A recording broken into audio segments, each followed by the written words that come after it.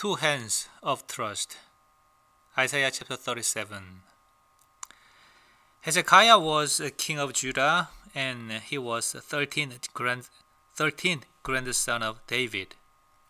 The nation Israel was strong at the days of David, but later, after the death of Solomon, son of David, it was divided into two nations, northern Israel and southern Judah, and they started to decline gradually. Now, Hezekiah was the king of Judah. Northern Israel had fallen by Assyria, and southern Judah was threatened by Assyria. BC 701, Assyria invaded Judah and captured all the towns of Judah except Jerusalem. Now Assyrian king Sennacherib demanded unconditional surrender. At this moment, Hezekiah prayed and God answered. God killed 185,000 soldiers in one night. What a stunning salvation of God! Hezekiah trusted God, and God saved Jerusalem as he promised. However, at the beginning, his trust was not full trust. But God gradually made him fully trust in God. Today, we learn how Hezekiah's trust developed and what is to trust fully in God.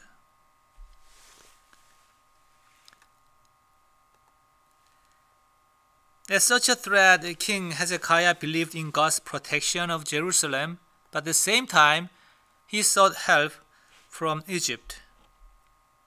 Seeking help from other nation is not bad, but the point is, God forbade seeking help from Egypt, and Deuteronomy chapter 17 and Isaiah chapter 30. Also, he took gold and silver from the Lord's temple and gave it to King Sennacherib and asked him to retreat his army from Judah. So it's like this. In one hand, he trusted in God. In the other hand, he sought his own method to escape this trouble.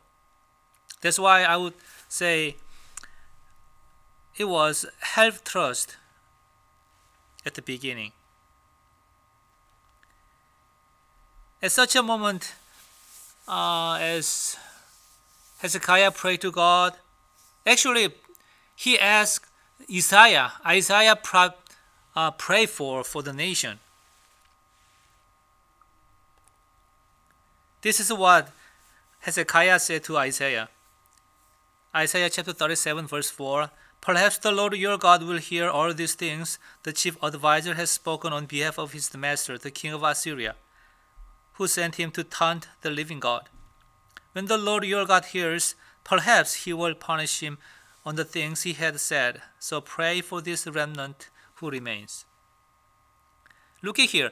Hezekiah called the Lord as your God, not my God or God of Israel. Also, he was not sure if God is going to save Jerusalem. God already had said that Jerusalem will be safe. But as things that were happening were contrary to what God said, one by one, all the towns of Judah had fallen into Assyrian army. That's why he might start to doubt God's words. That's why he said, perhaps. However, if Hezekiah had remembered what God had foretold about this situation, he would keep his trust in God. Isaiah chapter 8 and verse 8, which is far before chapter 37, this is what God said. It will spill into Judah, flooding and engulfing as it reaches to the necks of its victims. He will spread his wings out over your entire land, O Emmanuel. Here, flood means Assyrian army. Yes, God had foretold it already. But it was not easy to trust in God as he saw the flood of Assyrian army came up to his very neck and about to swallow his head. Now, it is time for Hezekiah to decide to trust in God or just surrender to the threat of Assyrian army. Here comes God's message and confirmed he's going to save the Jerusalem. Verse 6, don't be afraid because of the things you have heard. This insult the king of Assyria's servants have heard against me. Look, I will take control of his mind. He will receive a report and return to his own land. I will cut him down with a sword in his own land. As the Lord said, Sennacherib retreated his army for a moment, but it's not total withdrawal. And he sent a letter to Hezekiah and said, hey, don't think I am returning forever. I will come back. And he said, don't let your God in whom you trust mislead you. When he says, Jerusalem will not be handed over to the king of Assyria.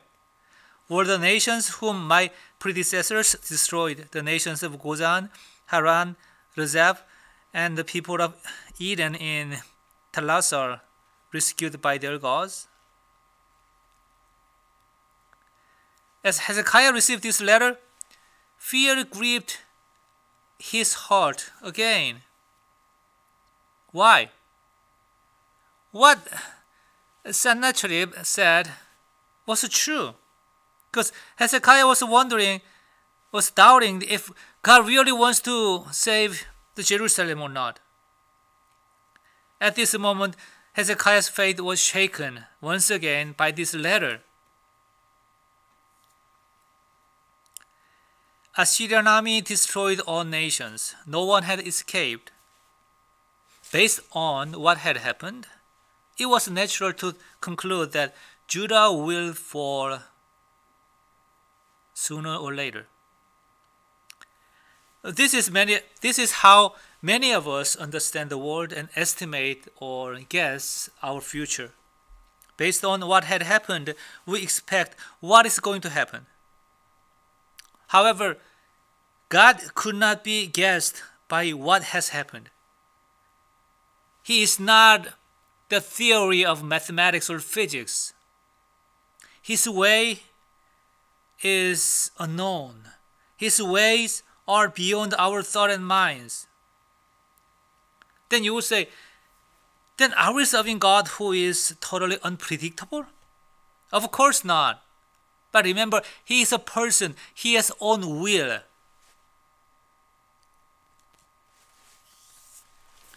Of course, he is faithful to his promises and his words.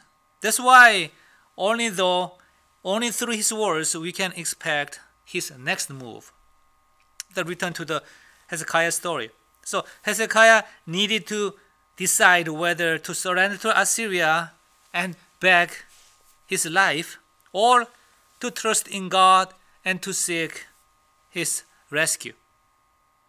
This time, Hezekiah prayed by himself, finally. Now, O Lord our God, rescue us from his power, so all the kingdoms of earth may know that you alone are the Lord. Rescue us for God's reputation. Look at here.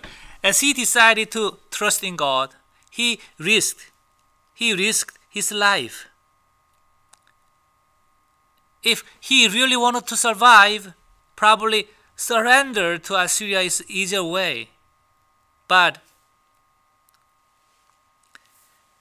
for God's reputation, Hezekiah dared to risk his life.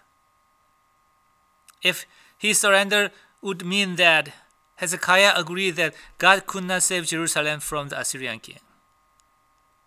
Then God would become like other gods of all nations.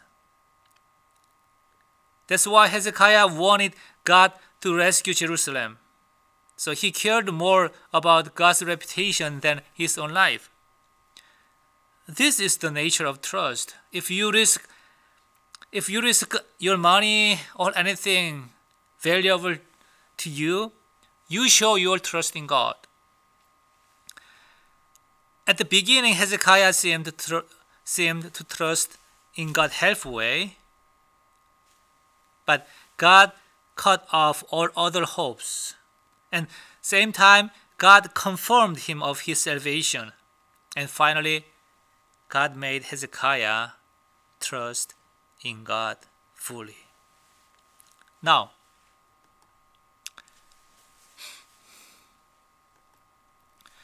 what are the two hands of full trust? So, how to trust in God in full? Two things: God's words and taking a risk.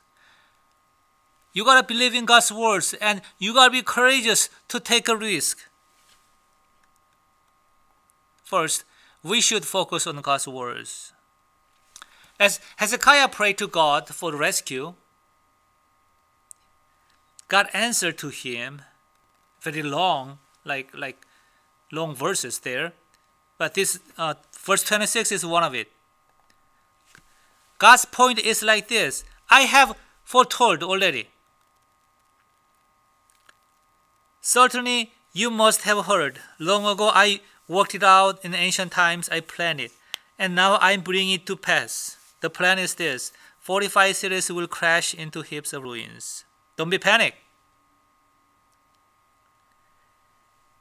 Their conquering and their destruction of nations was God's plan. God had already spoken of Assyrian expansion and threat in chapter 10 and encouraged Israelite not to be afraid of Assyria. Verse 24. So here is what the sovereign master, the Lord who commands armies, says: My people who live in Zion, do not be afraid of Assyria, even though they beat you with a club and lift their cudgel against you as Egypt did. For very soon my fury will subside, and my anger will be directed toward their destruction of Assyria. This is spoken like 27 chapters before chapter 37, right? This is spoken to when Hezekiah's father Ahaz was the king of Judah. God meant it this way: destruction of all those nations came from God, the suffering of his people as well. And also God already promised the safety of Jerusalem. Then why do you in panic? Why are you in panic, Hezekiah? If you don't know God's words and God's plan in your life, your trust will be shaken very easily because you continuously see something unexpectedly. So it is not easy to keep your trust in God without knowing His words. God has good will for us. He always brings good things to us, but the way He brings goodness is different from our expectations. In today's passage, God rescued Jerusalem. That was good for them. But 130 years later, when Babylon invaded Judah, God asked them to surrender. It was good for them by that time. Therefore, we should focus on God's words. And number 2, we should take a risk for God. We should have courage to take a risk. If you don't risk anything, it's not trusting. Trusting is doing something which is not proven, but according to God's words. So Hezekiah risked his life for God's reputation. As you follow Jesus, you might lose money or waste time. You might lose your health or your reputation. But if you trust Jesus' goodness and follow his will, he will reward you with the crown prepared for the winners of faith. Let me close. Today, the world is full of problems, COVID-19 and environmental issues. So people in the world are screaming and they're frustrating in front of those problems. But the Bible have foretold about this, the chaos and disaster in the last days. So we got to focus on what God wants us to do. And Jesus promised to be with us as we became his witnesses. As we become his witnesses. So we got to stand firm in faith. So what is to trust in God fully? What are two hands of trust?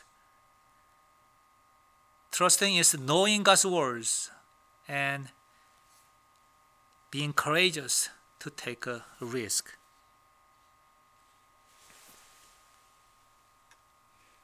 Thank you.